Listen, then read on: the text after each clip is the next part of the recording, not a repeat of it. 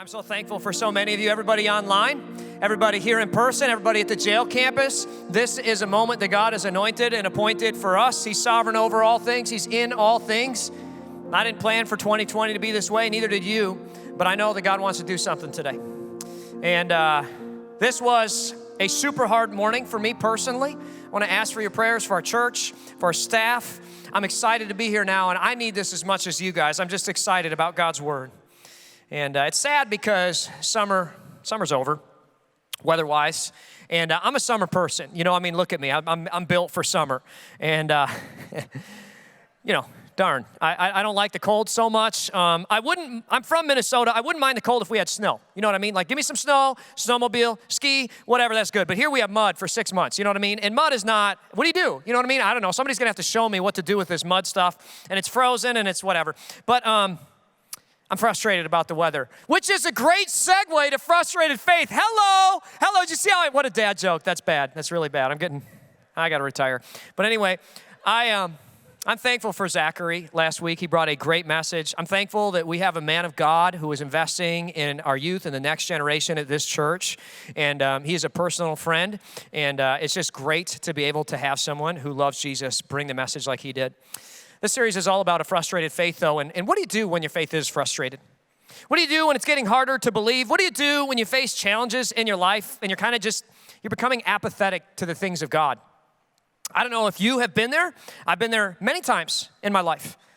And there's this place where it's like, I still believe, I guess. I don't really believe as hard as I used to. I don't know. What is it? What do you do? I'm excited about this message today. If you struggle with a consistent faith that endures through good and bad times, this is going to be helpful for you. Even if you're not a Christian, I actually think this is going to be helpful because I think for a lot of us, we struggle with emotional, stalwart faithfulness. It's hard for us, even if you're not a Christian, just to be faithful to the foundational convictions of our lives when things are hard and when things are easy. It's just hard to be consistent. And this is going to be a good message. I'm excited to bring this one today. This is a message that I think God appointed for our church. I think Satan has tried to stop this message from being preached, and I'm excited to declare this right now. This is an important moment. Now, I shared before, when it comes to the way that you think, perceive, sense, when it comes to emotions, the first language that you learn is really important. It's a big deal. English is great for contracts. It's great for boundaries. It's great for business. It's terrible for emotions and relationships. A lot of linguists have tried to posit which came first, the chicken or the egg, when it comes to Americans' acumen for business. Was it the language that was structured in such a way that it made us good at business, or was it the language that evolved to accommodate our cultural desire for business? Many linguists actually think it's the structure of Old English in particular itself that is uniquely suited to work at boundaries and contracts. It's a very clear language. It's bad for emotions and boundaries. That's why the French look at our language and scoff. We're not great at articulating those things. Even our ability to perceive things with our senses is dictated by our language. Chinese people are actually able to see more shades of red. They're able to detect it more than other people who speak other languages because red is a color that they have lots of words to describe. It's the language. My mother's first language is Japanese. As many of you know, Japan is a communal culture. They value the group more than the individual. She has an extremely difficult time understanding and articulating her own emotions and needs. She's really, really good at seeing the needs of a group. We hang out as a family, and she sees all these things before anyone else does, and she's taking care of it, and she's on top of it. My mom has an almost alien insight into the needs of this church. She sees things that I just don't see, and she mentions it to me, and I'm like, that's ridiculous. And then I'm like, oh, no, that's not. You're right. It's because of her language. It's because her first language is Japanese.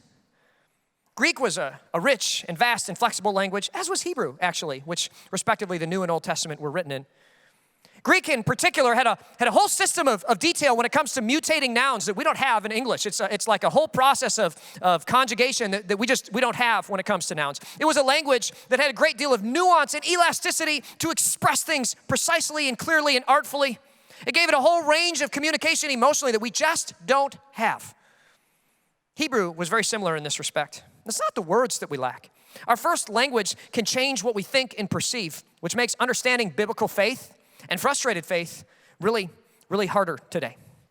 When we talk about faith in English, there is not really a direct cognate. The word in Greek that is translated as faith or believe in English is this Greek word called pistis. It sounds like a bad word, but it's not. It's about belief.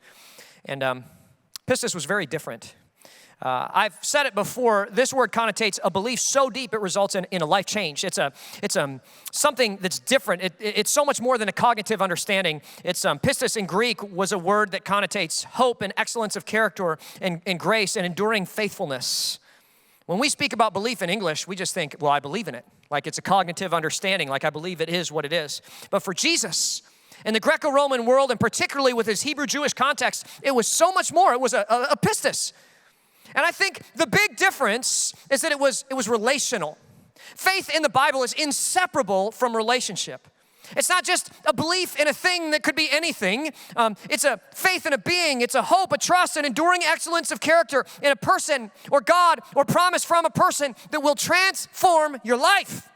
And here's the fundamental difference that I want you to get. I want to highlight this today. Faith in English is belief. Faith in the Bible is relational belief. And this sounds like such a minuscule difference. It's just one word after all, Lauren. It's not that big a deal, but relational belief, it's a big deal. And today, I know many of you may have a frustrated faith. When your faith in God is struggling, so many of you think, well, I need more proof. I hope Pastor talks about some evidence and archaeological, historical. Maybe he can bring up the cylinder of Nabonidus and the Taylor Prism and the battle of, and this and that. And he could talk about these things. And if I just see more evidence, then I'll believe. But that's not the issue. That rarely is. That's only one small ingredient of faith. It needs so much more than that because it's not just belief. It's relational belief. And I believe that relational is the key problem to our frustrated faith. And so often our dying, our frustrated, our struggling, our hurting faith, it's not about what we think it's about. It's not about evidence. It's about relationship. That's the issue. I believe that most relationships with God are destroyed by a lack of this pistis relational faith, not by a lack of belief. I do a lot of marriage stuff with people, and it's interesting to watch a couple go from like madly in love to business partners and roommates to public enemy number one, right? Some of us have seen that transition. Kristen and I have experienced that transition in like 15 minutes, right? It's kind of amazing how it can happen. But it's really interesting to me. You have so much faith in one another, but because of a misunderstanding, a misappropriation of the relational aspect of faith, we sabotage and destroy our own relationships. I mean, think of movie stars. You see this. It's like we have these couples getting matching tattoos when they get married, signing their marriage license in blood, as Angelina Jolie famously did, and then splitting up with lawsuits, custody battles, and publicly arguing through tabloids. That's not like a great conflict resolution method. I mean, we could do it privately. I don't know, like Matthew 18 tells us to do. How does this type of thing happen? I think it is because of a need for relational faith. It's a need for pistis.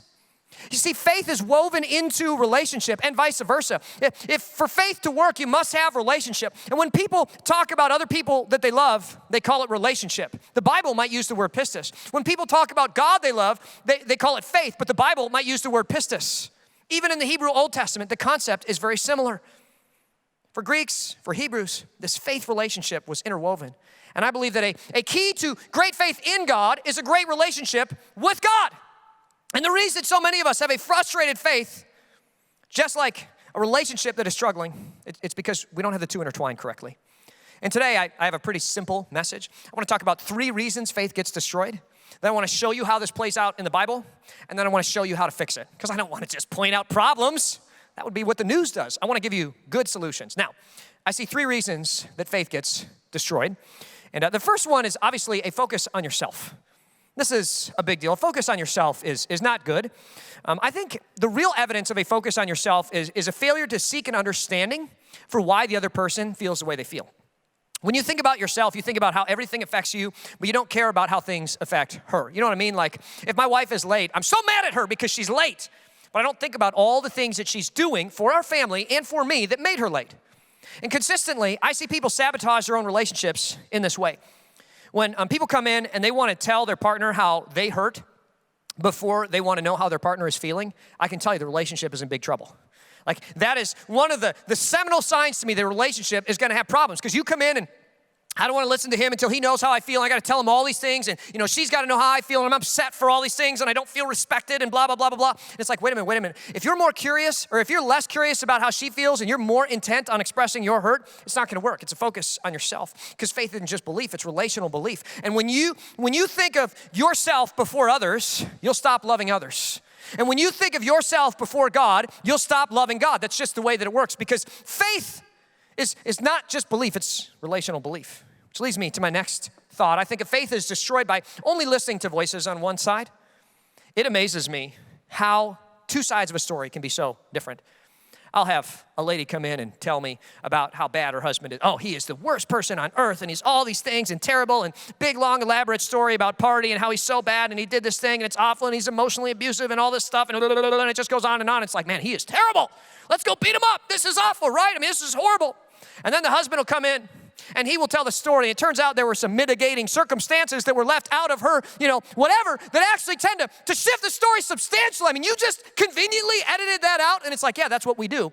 Like, we change our internal narrative to vindicate ourselves, right? And to place the blame on other people. It's just natural. It's only natural. That's what happens. All of a sudden, the husband comes in. The story's totally different because here's the truth. There's not just two sides to every story. There's three, right? It's his side, it's her side, and it's the truth. And if you're trying to adjudicate the truth, you got to listen to all the sides.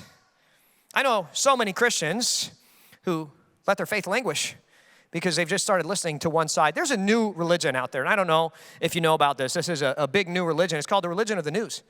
I think a lot of people, especially during the COVID shutdown, have exchanged their pastor for news anchors. Your news anchors are your new pastor. You look to Don Lemon and Anderson Cooper and Tucker Carlson and Rachel Maddow and whoever else you look to, like those are your pastors. They're your sources of truth. Ingram, right? You go to these people, it's like, tell me what to think. You tell me what's happening. I'm looking to you as my source of truth. I'm looking to you to interpret world events. It's like, wait a minute. Like, if you listen, and what the crazy part to me is 90% of our truth search happens through those sources. And if 90% of your truth search or even more is from those sources, of course, you're going to begin to be biased towards them and biased away from the things of God. Of course, our relationship with God is going to struggle.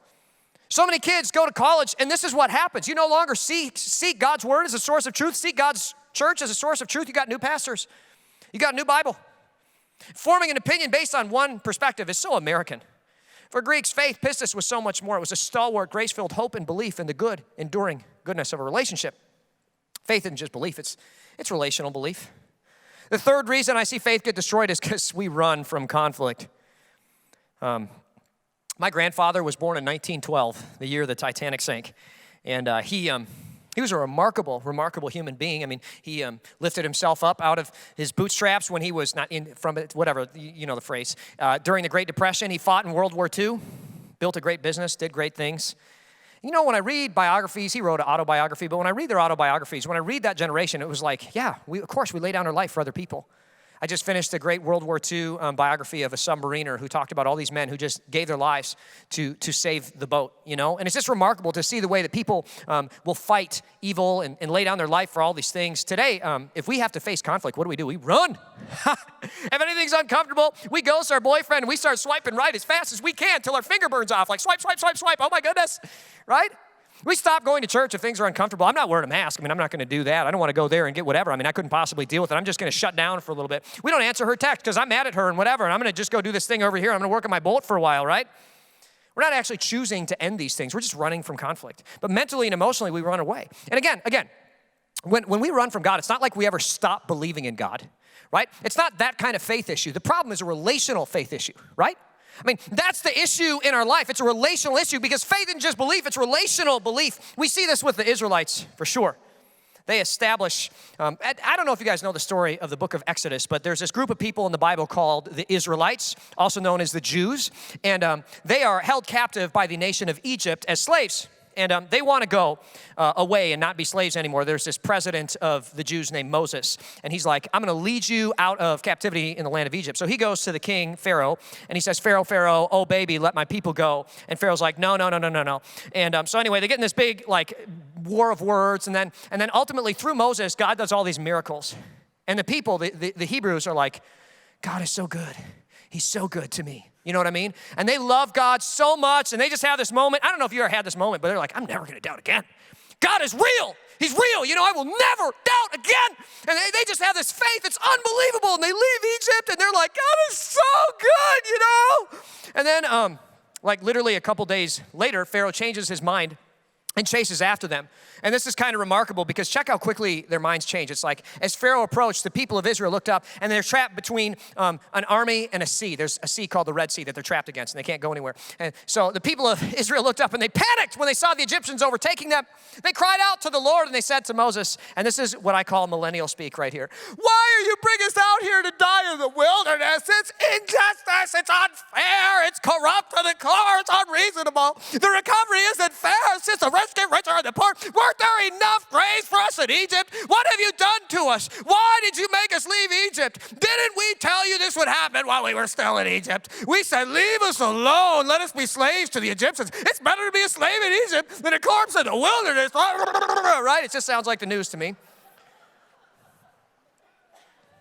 This is ridiculous. Oh, I'll never doubt again. And this is what I love about God is he is full of grace and mercy. Even the God of the Old Testament is full of grace and mercy. What does God do? He splits the Red Sea with a great wind so that they can walk through on dry land. It's a great miracle. They walk right through it, and then the sea collapses on the Egyptian army. The finest army in the world is defeated because of the God of the universe intervening on their behalf. Exodus 15:1. They sing their songs. I will sing to the Lord, for he has triumphed gloriously. This is the time. I'm never going to doubt again. This is it. I mean, he has hurled both horse and rider into the sea. The Lord is my strength and my song. He has given me victory. This is my God, and I will praise him. And my father's God, I will exalt him. The Lord is a warrior. Yahweh is his name. They love God, right? They've got this up and down faith. You know, they're like movie stars. Notice, Derek, they never stop believing, right? I mean, by English standards, they still had faith. We misinterpret John 3:16 all the time. What does it say? It says, for God so loved the world that he gave his one and only son, that whosoever believe in him shall be a Christian, shall not perish, but have everlasting life. Now, the Greek word for believe there is the verb form of it. It's pisteuo. It's about a present state belief. It's like you're believing all the time. And it's interesting because we interpret that as, well, I believe in God, so I'm good. But it's talking about a pisteuo, a pistis belief, a belief that's so much deeper than that. By American standards, the Israelites still believed, but they lost their pistis. Even though this is Hebrew, the concept is still the same. They believed. But because when you read your Bible, faith is more than belief. It's relational belief. It's an enduring hope and a grace-filled expectation of fulfilled promises and a friend, God, or partner. You don't lose your faith because you stop believing. For so many of us, we lose faith because we stop relationshiping.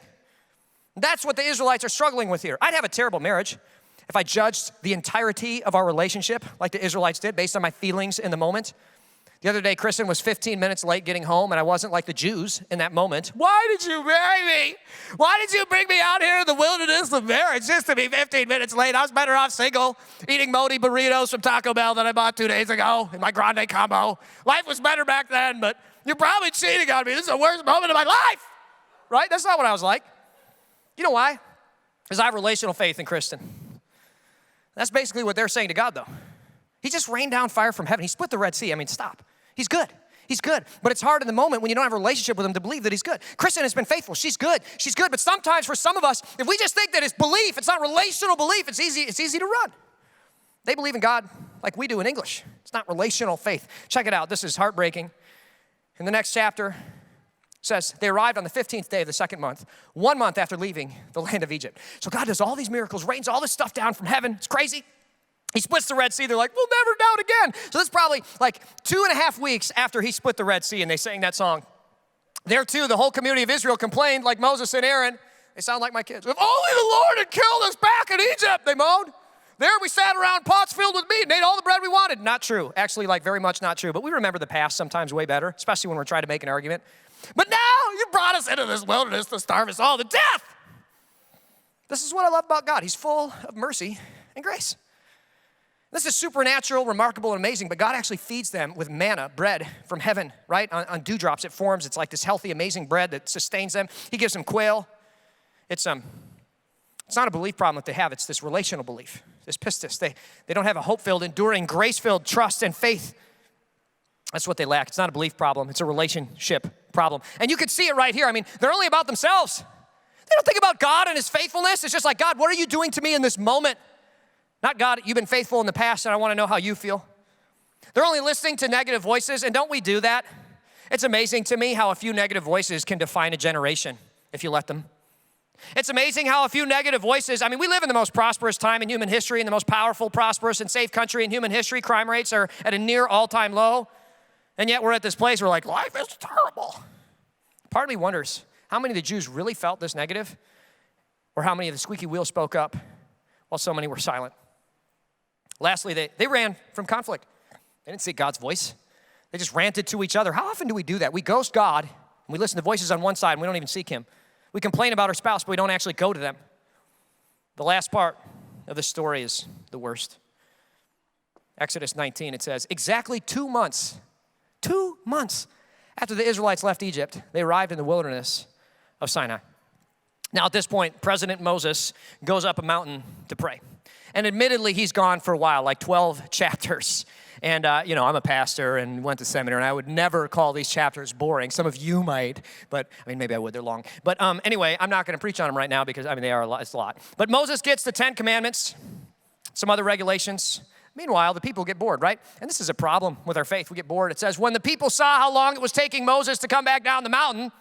And this is funny because Moses wrote this book right here, and he's actually making a joke about himself. Like, this is like a hidden joke in here. He's like, I got long-winded there. I did. I pastored it up, right? But Moses to come back down the mountain, they gathered around Aaron. Come on, they said, make us some gods who can lead us. We don't know what that happened to that fellow Moses who brought us down here from the land of Egypt. So Aaron said, take them gold rings out the ears of your wives and sons and daughters and bring them to me. Then Aaron took the gold, melted it down, and molded it in the shape of a calf. When the people saw it, they exclaimed, oh, Israel, these are the gods that brought us out of the land of Egypt. Now, to be clear here, most archaeologists believe they didn't abandon their religion entirely. What they did was they modified it. They made the calf that they believed God wrote on top of, okay? So they were still worried. They just changed it around. And isn't that what we do? I'm not comfortable with this part of the Bible, Steve. So I'm just going to modify it a little bit. And I don't really like the way that God defines human sexuality in this point. So I'm just going to modify it for my comfort. I don't really like that. And I'm just going to change it because it's about my feelings in the moment. I feel very strongly about this. So I'm just going to change it a little bit. Now I'll still worship. I'm just going to worship this. I'm just going to make this little thing over here that's just for me, right? And this is interesting. The people got up early the next morning to sacrifice burnt offerings and peace offerings. They went to church. That's what this is saying. They went to church. Oh, yeah, I still go to church. I kind of do whatever I want during the week, but I go to church. I'm good. I still believe, right? It's good. It's not a relational belief. It's just a belief, but I believe. I got faith, right? And then, after this, they celebrated with feasting and drinking, and they indulged in pagan revelry. At least I have a lot of people ask me, why did the Israelites keep falling into this idolatry, right? Idolatry means worshiping a false god. That's what it means, right?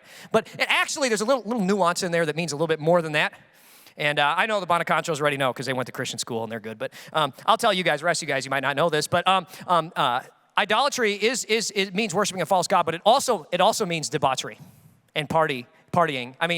A good modern translation would be turned down for wedding. You know what I mean? Like that's what it means. It means they're going crazy.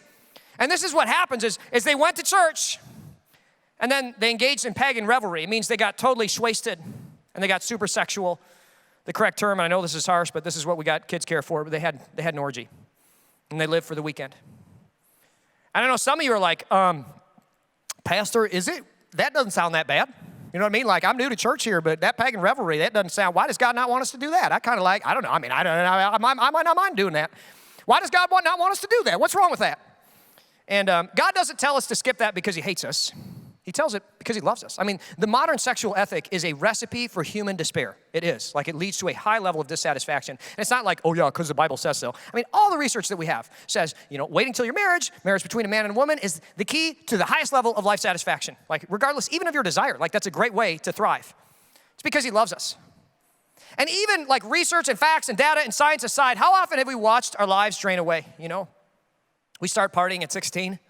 Turned down for wedding at 16, engaging in pagan revelry at 16, and by the time we're 26, we have a bunch of bad memories, a couple of STDs, some broken hearts, some bad addictions, no real friends, a couple of dysfunctional relationships to show for the better part of a decade. This is why God hates idol worship. He says, look, I made you. I made you to worship me. I know what holiness is. I know what life satisfaction is. I made you to not indulge in this because I love you. This is why I say this, not because I want you to miss out. Here's the problem with the Israelites, though. It's not a belief issue. It's not a faith issue from an English perspective. It's a relational faith issue. They never forgot who God was. Never says here, oh yeah, we don't believe in God anymore. Like us today, they know that something doesn't come from nothing. They just thought about themselves. They just listened to their own voices, and they ran from conflict. It's what they did. And this is what I see us doing today as well. It's not that we no longer believe in God. During the COVID season, Most of us didn't have this moment where we're like, you know what? I don't think God's real anymore. Paul, I'm out. I don't think God's real. I don't think he's real. All the doubt, all the facts, I'm just going to ignore it. That's not what happened. That's not what happened. Most of us have a relational faith issue. It's a pistis issue. What do? It's this process. I mean, we think about our own issues. We think about ourselves. So I'm not satisfied. I don't feel very good. I don't like this. I don't feel connected. I feel apathetic. We don't ask God how he's doing. We don't spend time with him. We think about ourselves. Of course, it's going to doom a relational faith. Then what do? We listen to one side of the story. Only one side. We spend much more time listening to godless people prognosticate about morality and things that are not God, right? I mean, really, truly, if you think about how you consume media, the vast majority of us spend way more time seeking truth from things that aren't godly. That's what we do, of course. Most of us, I think a lot of us, if I'm going to be honest, a lot of us during the COVID season especially have run from God. We're mad at him. I'm not putting on that mask. I don't like it. Not doing it. I'm never going to put it on. I'm not going to make me do it. I'm not going to church. It's not safe. I mean, forget that, Iceland found after testing 15% of their population that the infection fatality rate was 0.3%. It's remarkably less deadly than we thought it would be. All the projections, all the curves were wrong. No, I'm not saying we shouldn't social distance. I'm not saying we should be, unsilly, but at some point, if we're going to do sports and do all this other stuff, but we're not going to do church, that's an issue. That's an issue. It's just easier to stay home, isn't it? No. And I think the hardest part for me is so many people think that it's going to be okay to do that. Were the Israelites okay? This breaks my heart, but no, they were not okay. And I think the part that as a pastor really hurts is for so many of us, are we doing okay? No. I talk with a lot of people who have this relational faith issue and spiritually, relationally, emotionally, mentally. No, it's not good. And it's not that we don't believe in God. That's not the part of our faith that is hurting and frustrated. It's our relational faith. That's the part that's hurting. Because faith isn't belief, it's relational belief. It's both and. So I know I got some of you are like, all right, you made the point. It's relational faith, I got you. But what do? I want to talk about that. And I just say, instead of thinking of ourselves like, build faith by thinking of others. And this is so helpful, even if you're not a Christian. It blows my mind how quickly my heart changes when I'm arguing with my wife. If I just stop and think about how she's feeling. I'm arguing with her in the moment. I'm like, this woman, Mike, is trying to ruin my life. She is trying. She woke up and she just said, I want to be mean to John Hill. That's how I feel sometimes, because my wife is intimidating and mean. Everybody who meets her is like, she's scary. Just kidding. Said nobody feels that way. But that's how I feel sometimes. And as soon as I start thinking about how she's feeling, instantly my rage and frustration turns into compassion and empathy. It just does. Because most people don't wake up with a vendetta. They don't wake up saying, I want to make the world a terrible place. I want to watch the world burn. Most people wake up and they have a reason, a justification for what they're doing. And if you just take a moment to get out of yourself and think about how they feel, and I think the same thing is true with God. Instead of asking, why is he so rude to me? Why not ask, how do my actions make him feel? How is he good in this moment? Why is he doing this? And in light of eternity, losing a year, in light of eternity, losing 40 years, his promise still stands. He's still faithful. We still go to heaven. He's still good. Faith isn't just belief, it's relational belief. Instead of thinking of ourselves, build faith by thinking of others. Secondly, instead of listening to voices of hate, build faith by seeking his voice. When you're frustrated in any relationship, if you only listen to negative voices, you're just going to feel miserable and commiserate. Instead, seek wisdom from all sides. It blows my mind how two people can perceive things vastly differently. Just flip from Fox News to CNN. It's kind of remarkable, truly, two vastly different narratives. The goal is to understand and have compassion for. Almost never do people wake up in the morning with a desire to be duplicitous and malicious and evil and nasty. Everybody thinks in their minds, they're justified in their actions. And I've watched a lot of people lose faith in their spouse because they only listen to their guy friends or their girlfriends echo chamber their own thoughts. But when they actually talk with their spouse, it's like, wow, I love you again. We're falling in love all over again because you're talking. And I think with God, if we only listen to the media, if we only listen to professors prognosticate about the religion of secularism, of course we're going to drift into the irreligious, or we're going to drift to other religions. It's so important to seek his voice as well. Read his word. Read books that vindicate his truth. I've watched a good friend throughout this pandemic basically devastate their faith and even their family's faith simply because they stopped seeking the voice of God. It's just a one-sided deal. Seek understanding and empathy. Seek voices from both sides, not just news and secularism. Seek God's voice too, because faith isn't just belief, it's relational belief. Lastly, and this is a big deal, instead of running from God, build faith by fighting for him. I think we live in this age where anytime we get angry, we run from relationship. We ghost people and we shut down. And I just want to say, I think it's time to fight for the things we love rather than running from the things that we hate or are afraid of, rather than running from pain in our life. Maybe someone needed to hear this day, but sometimes marriages are worth fighting for. I think always. And I think so often we run away, we shut down mentally from this pain in our life, but sometimes you need to fight for what you love, not fight and run from pain and what you hate. Our friends sometimes make life hard, and I think especially my generation just tends to run away. I'll just get new ones. I'll just find new ones. That's what we do. But there are some friends that are worth fighting for. Some of you need new friends. You have lousy friends. But I think sometimes friendship is worth fighting for.